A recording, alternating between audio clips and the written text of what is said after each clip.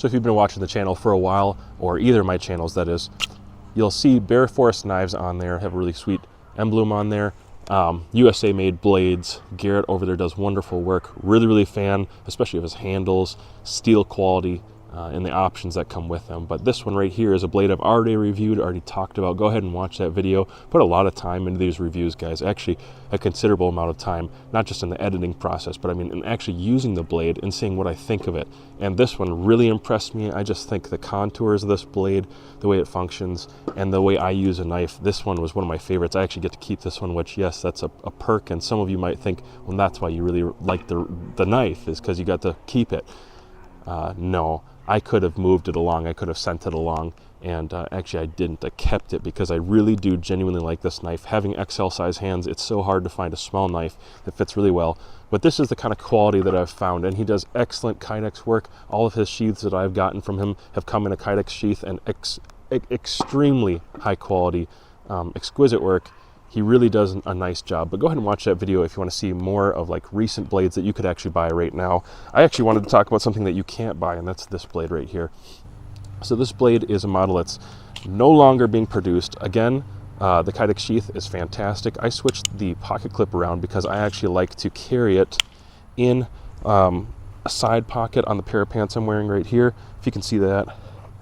I actually like to wear it kind of like that right there, and so it conceals a little bit of it, but then it's right at hand height for me, which is nice. And this is kind of a blade that is unique. It's very thick, okay?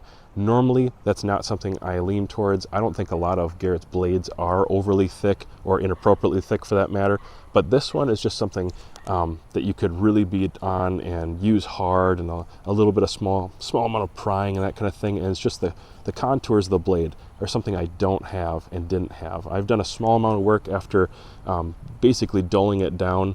I did go ahead and just give it a slight reprofile along there, which that was just preference. It's just something I wanted to do, wanted to tinker with a little bit, but it's kind of like a Nessmuck design. Really cool. I just wanted to throw it out there that this is another one of the blades that I run. The quality is exquisite. Like I said, there's just seamless transition between the steel itself and the scales. There's no gaps in any of this hardware, guys, and the pins themselves are ground really just nice. It's polished. This is a burlap micarta handle, and that's one of my favorite kinds, and I think this particular coloration is probably my color. It's my go-to. I really like this. Just very classy, and it's good enough that I wanted to take a little bit of time and throw another video out there, just letting you guys know that he does still have some stock, some inventory online. You kind of have to go fast with this stuff. I think there are a couple of the Simple Knife or the Simple Knife 2, the smaller one. I think there are a few of those online right now. You'll have to just go and check, but this is the kind of quality you can get from them. Excellent blades, really nice blades. Instead of buying like a cheapy knife that you're gonna toss away, I would rather have something that has some sort of heirloom quality at this point, especially with blades. And I'm a user, for sure, I'm a user, but these are really high quality. This blade has been phenomenal. The Kydex is phenomenal. And I just love the ergonomics of a lot of his blades. They're really good. This one is no exception to that. And it's just a neat design, I think. So just throwing that out there as a reminder to anybody who's looking around at blades.